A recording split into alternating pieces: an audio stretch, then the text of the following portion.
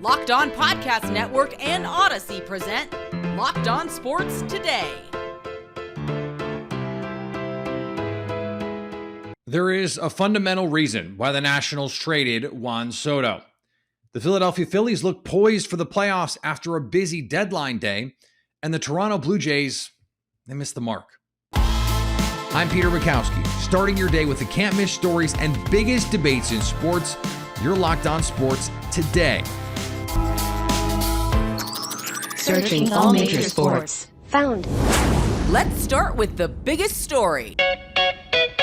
It was the worst kept secret in baseball. Juan Soto was going to be traded, and traded he was on deadline day to the San Diego Padres, along with Josh Bell, for Luke Voit, and a handful of young players, C.J. Abrams, Mackenzie Gore, who's a left-handed pitcher, outfielder Robert Hassel, and James Woods, and right-hander Yarlin Susana. Joining me now from Locked On Nationals, Josh Neighbors. And Josh, I have asked everyone who will listen to me why the Nationals would acquiesce in this way and trade a generational hitter like Juan Soto. I'm not going to ask you the why.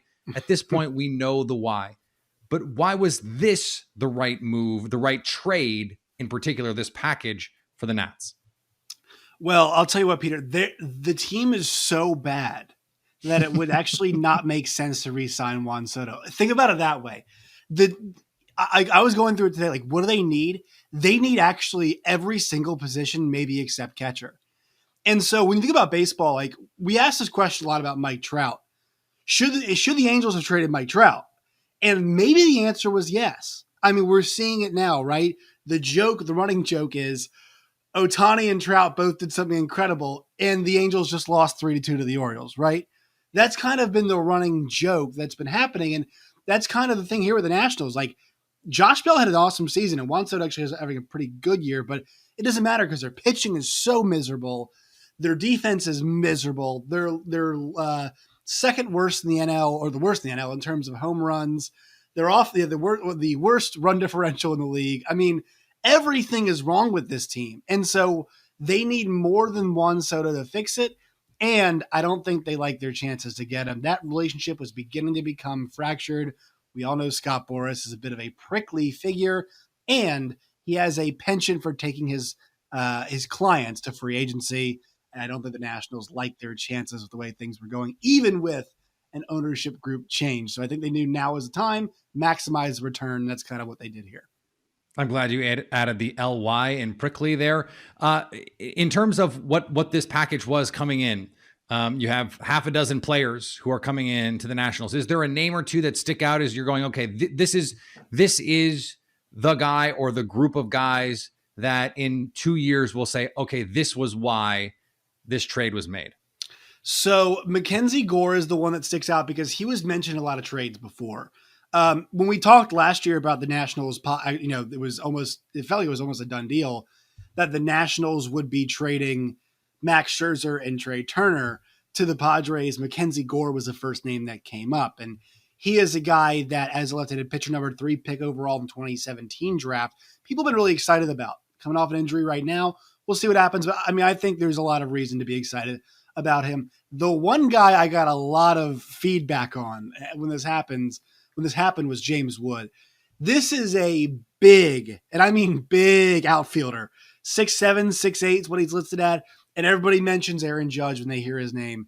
And I had one person today tell me that a scout shared with them, they wouldn't be surprised if this guy's the number 1 or number 2 prospect in baseball in a little bit, or kind of a guy that plays up to that billing because of the physical tools that he has. So, kind of different ends of the spectrum. Gore's not even listed as a prospect anymore because he's had some major league experience. And then Wood's kind of towards the back end of the top 100 in terms of the haul that they were getting, but he's the guy with maybe the highest upside. So they're a little bit of each end of the spectrum for you, and the two guys they're excited for, a left-handed pitcher and an outfielder. Okay, so with the understanding that you understood this had to happen and this was going to happen, from a national fan perspective, what is going to be the feeling now that this trade has happened and we've seen the players? This is not just theoretical. We've seen the guys. What is the reaction of, okay, this was enough, this was the right trade, whatever it is?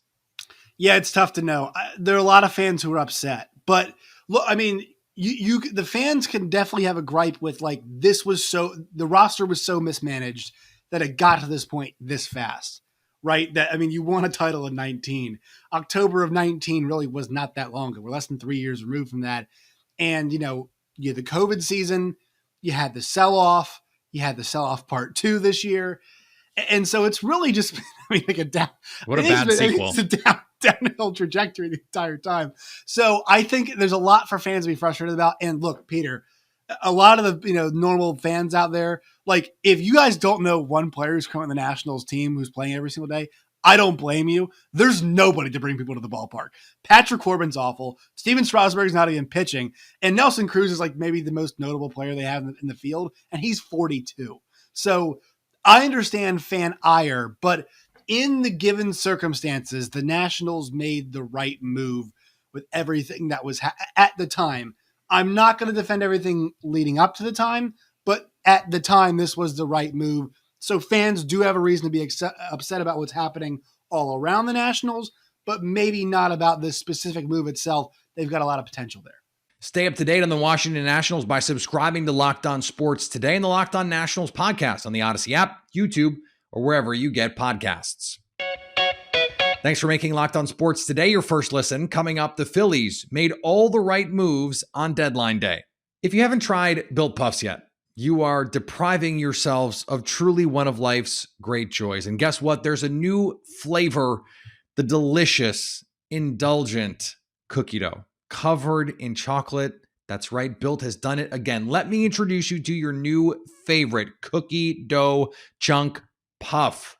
With that light and chewy texture of the puff, real cookie dough chunks, and of course, covered in 100% real chocolate with the protein, 15 grams, the low in calories, 160 calories, high fiber. This is the real deal. Run, don't walk to Built.com to snag a box for you and the family. It will be the perfect treat. Or you can find a really good hiding place and just keep them for yourselves. At Built.com, use the promo code LOCKED15 to get 15% off your order. That's promo code LOCKED15 at Built.com.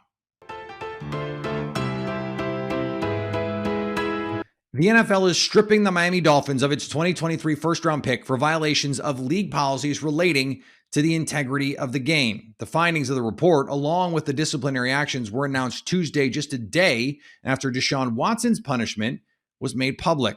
Following a 6-month investigation, the league found the Dolphins, primarily team owner Stephen Ross and vice chairman Bruce Beal, violated the anti-tampering policy on 3 occasions from 2019 to 2022 in conversations with quarterback Tom Brady and the agent for then New Orleans Saints coach Sean Payton. The NFL, however, found no evidence that the team intentionally lost games during the 2019 season. Remember, all of this stems from Brian Flores in his lawsuit against the league. He had previously told team and league officials about his concern with Stephen Ross telling him to lose games, as well as a plot that seemed like a James Bond villain plot that included Tom Brady potentially trying to force his way to Miami by becoming a league executive. It seemed all too crazy. It seemed all too conspiratorial, and yet the NFL found this happened. Russell Wilson has already lost a target. An MRI on the right knee of Denver Broncos wide receiver Tim Patrick has revealed a season-ending torn ACL. Patrick caught a pass during team drills Tuesday, and as he turned to run upfield, his leg buckled, and he grabbed his knee and fell to the ground. Patrick led the team in touchdown receptions last season and was slated to be one of the team's top receivers in the rotation with new quarterback Russell Wilson. He was helped onto a cart and taken to the locker room. He had just signed a 3-year, $30 million deal last fall. This will be the 3rd consecutive season the Broncos have lost one of their top receivers to injury. Cortland Sutton suffered a torn ACL in week 2 of the 2020 season, and KJ Hamler suffered a torn ACL as well as a hip injury in week 3 last season. Some golfers just aren't swayed by zeros. In the case of Tiger Woods, it helps to have a couple of them in the bank. He turned down an offer between $700 and $800 million to join the LIV Golf Invitational Series. LIV Golf CEO Greg Norman confirmed in an interview that aired Monday night. Norman said LIV Golf approached Woods of course, the 15-time major champion, before he was named the new circuit CEO and commissioner. Woods has been among the most outspoken supporters of the PGA Tour during its ongoing battle with LIV Golf for the best players in the world. At last month's Open Championship in St. Andrews, Woods said he supported the R&A's decision not to invite Norman, a two-time winner of the event, to the 150th celebration of the Open. And the Baltimore Orioles continued to sell, sending their closer to Minnesota.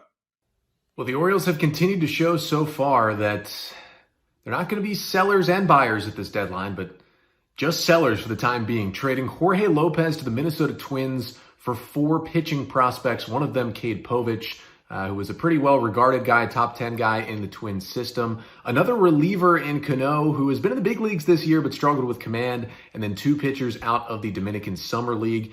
And, on the Twins side, obviously they get a reliever that can help their bullpen. On the Orioles side, I get trading Jorge Lopez. I mean, yes, it'd be nice to have him because he still has 2.5 years of control, but relievers are volatile. Lopez has not been good before this year. And all teams will overpay for relievers, so maybe you try to trade him. I get it. But the Orioles continue to subtract from a team that's in a playoff hunt, 2.5 games out, and all they've done is subtract from it. And here's the big issue. They are not getting talent that's, ready to help them right now or in 2023 in return in these trades like they should. The Orioles seem to be close to ready to compete. Instead, they're getting prospects who aren't going to help them till 2024, 25, or maybe beyond. That does not vibe with the timeline that the 2022 Orioles have set. The trade deadline was insane for Major League Baseball yesterday. One team that really improved its standing, the Philadelphia Phillies. Locked On Phillies host Connor Thomas joined Locked On's Kainani Stevens and is bullish on the moves the Phils made. My initial reaction is you got a guy that could take over the center field spot, which has been an issue for the Phillies for years now. You haven't had an everyday center fielder that you trust at the major league level. And Brandon Marsh is only 24. He's pre-arbitration. And you've got him under team control until 2028, which is always a huge point of emphasis for Dave Dombrowski when he tries to bring in players. So like that. And then you bring in David Robertson, who had been here in the past, but injuries kept him off the field for the majority of his time in Philadelphia the first go round. And then he goes to the Cubs, and at 37, all of a sudden he's one of the best relievers in baseball, and you bring him back in. So excited what that does for the bullpen. Excited to have a center fielder who will be the everyday center fielder for this team the rest of the way. And it's just 2 nice supplemental moves that should help this team get over the hump and make the playoffs for the first time in over a decade. Speaking of Robertson, is this good enough to shore up the bullpen for you guys? Is another move need to be made, or you feel like this kind of gets them where they need to be? Yeah, this takes care of everything on the bullpen end. And they were actually a really good bullpen. They've been one of the best in baseball over the past month and a half, really since about mid-June. They've been incredible. And the only guy that has been giving them trouble has been Juris Familia, who was DFA'd to make room for Robertson to come in. So when you replace the only trouble guy with a guy with, you see the stats right there, a 2.23 ERA in over 40 innings this year, and a guy that also has been there before, a 37-year-old veteran who's been around the block and seen everything there is to see at the major league level. This makes the back end even better than it already was for the Phillies. And with a strong starting rotation already, yeah, when you hand the ball over in the 6th or 7th inning, you feel even better than you did a day ago about the Phillies' chances. Can never have enough arms, especially come playoff time. So that's good to see for them there. In terms of Marsh, I mean, you touched on it a little bit. They need a center fielder. They need some stability there. So does this do that for them? And also, what does he bring to them offensively? Yeah, so offensively is the question. Now, he hit over 250 last year. So that shows, and it was like in 230 at-bats. It's a better look than what he's given so far this year for the Angels out there, because he hasn't looked like a major league hitter to this point. But again, only 24 and a guy that gives you plus defense, which is really the thing the Phillies needed. You already have a lineup in Philadelphia with big bats. Kyle Schwarber, one of the top home run hitters, a bunch of guys that are coming around like Nick Castellanos and JT Realmuto, Alec Bohm. So the offense is less of a focus point, more having a guy that you could trust to go out there and play a plus center field defensively and cover for some trouble spots in the corner outfield spots. That is what Brandon Marsh brings, at least now. And the fact that he's only 24 shows that, well, he could still project into a major league bat over the course of his time with the team. So it's upside with the bat and already plus defensive ability that makes him a great fit in center for the Phils. In your estimation, as at this present moment, before they still have a little bit of time left today, is this a playoff team? Is this a team that can make a serious run here come postseason time? Yeah, I think it's absolutely a playoff team. And funny enough, got to thank the San Diego Padres for helping them with that, because if Juan Soto goes to the St. Louis Cardinals, who the Phillies are currently duking it out with for the third wild card spot in the National League, well, that road gets tougher. The Cardinals haven't really done too much besides adding Jose Quintana. So when you look at the combination of moves, I think the Phillies have had the better deadline. That puts them in better position to be a playoff team. And with an easy schedule, yeah, I like them to get in for the first time in a long time. The Phillies also added Noah Syndergaard to their rotation shortly before the deadline came and went. Stay up to date on the Philadelphia Phillies by subscribing to Locked On Sports Today and Locked On Phillies on the Odyssey app, YouTube, or wherever you get podcasts. Coming up, why the Toronto Blue Jays missed the mark at the deadline. Here's what to look for on BetOnline, your number one spot for all your gambling needs. Wednesday's slate of Major League Baseball games has a couple to pay attention to. A marquee pitching matchup with the Yankees facing off against the Mariners' Garrett Cole versus Luis Castillo. BetOnline likes the Yankees to win -174. The Baltimore Orioles and Texas Rangers are wrapping up a series in Arlington. BetOnline has the Rangers -141 on the money line. And the depleted Washington Nationals are big underdogs at home to the New York Mets. BetOnline has the Nationals odds to win it, +209. BetOnline, where the game starts. The Toronto Blue Jays are hanging on by a thread in the AL playoff race and needed some reinforcements on deadline day. Matt Bonaparte, Locked On Blue Jays co-host, joined Locked On's Kainani Stevens to talk about how the moves the Blue Jays made were not the moves they needed. First reaction was veteran bats are never bad. And then my immediate second reaction was, unless they're Whit Merrifield. This guy, they traded him just like 2 years too late. I mean, he was a really good bat in like 2019, 2020 in the Mickey Mouse year. He was fine. But I mean, last year he was decent even, but this year, I mean, he's just been abysmal. A 240 average. He doesn't even have a 300 on base percentage. Not a lot to get excited about.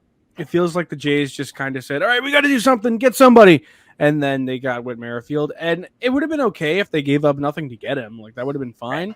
And that's the kind of the mindset I had before I knew what they gave to get him. And then I looked a little bit deeper and find out they gave away Max Castillo and Samad Taylor. I mean, come on, dude. The 16th overall Jays prospect in Samad Taylor, who's seen some really high baseball. He was in AAA when he left. So this guy's a real player. I mean, he was going to come up rather soon. And then a guy in Castillo who's made decent contributions, started 2 games this year for Toronto. So, and he's really good. He's got an under 1 whip in the majors, and in AA and AAA, he was absolutely dealing. These are 2 really tough pieces to lose for the Jays farm system. I think this is an A+ trade for the Royals and an F- trade for the Blue Jays. And the front office for Toronto, I mean, you really can't run from the criticism now, because all season long, the fans, even I heard on Twitter or read on Twitter, there were players who were saying that they were upset that the Jays hadn't been making moves while teams like their rival Yankees had been. And they had all the right in the world to be upset about that, because the Blue Jays have one of the most talented rosters in baseball and aren't playing the kind of caliber of baseball that they need to be in order to win a World Series. And that's because they're maybe 1 or 2 pieces away, 1 or 2 pieces that they should have gotten at this deadline and did not. Obviously, playing devil's advocate, in your position, there were names floating out there. Who would you have rather seen kind of come across late here instead of what you actually got? Well, on the pitching side, go out and get a guy like Carlos Rodon. I mean, why not? The dude, he was on the block. They were looking for trades. At the end of the day, they wanted to keep him in San Francisco. That's one thing, fine. But I don't know. Obviously, I wasn't in the room, but you had to have at least made an effort. And then Syndergaard goes to the Phillies. You whiffed on that one. Syndergaard's better than nothing. I don't think he would have been the fix to everything, but it's better than nothing. He's a real pitcher who's pitched in huge situations. The guy's pitched in a World Series. Go out and get him, and the Phillies go out and get him. On the offensive end, Ian Happ. Why couldn't you get Ian Happ? I mean, Wilson Contreras and Ian Happ were the two biggest names besides Juan Soto that were on everybody's radar going into the trade deadline. Neither of them moved, so maybe it was a Cubs thing, but you got to try and go get a guy like that. I mean, they had to get somebody, and you kind of have to think, all right, Whit Merrifield's better than nothing, but who are they going to replace in the lineup? I mean, what is that going to look like? Are they going to take out Santiago Espinal at second base and put him there? Are they going to put Whit in center field because Springer's hurt? Is that your Springer replacement? If so, you botched. You botched horribly. Stay up to date on the Toronto Blue Jays by subscribing to Locked On Sports Today and the Locked On Blue Jays podcast on the Odyssey app, YouTube, or wherever you get podcasts. And finally, the most iconic voice in the history of baseball has passed away. Vin Scully died on Tuesday. He was 94. He had two distinctions that will never be broken. He was the youngest person to broadcast a World Series game at the age of 25 back in 1953. And he is the longest tenured broadcaster with one team at 67 years. A native of the Bronx, Scully was the broadcaster for 25 World Series, 20 no-hitters, and 12 All-Star games. He's the broadcaster who your favorite broadcaster idolized. He will be missed. Thanks for making Locked On Sports Today your first listen. Now go find your favorite team's Locked On podcast and make them your second listen. Coming up Thursday, what does the Major League Baseball playoff race look like 2 months out? So at least until tomorrow, stay Locked On Sports Today. Locked On Podcast Network and Odyssey present Locked On Sports Today.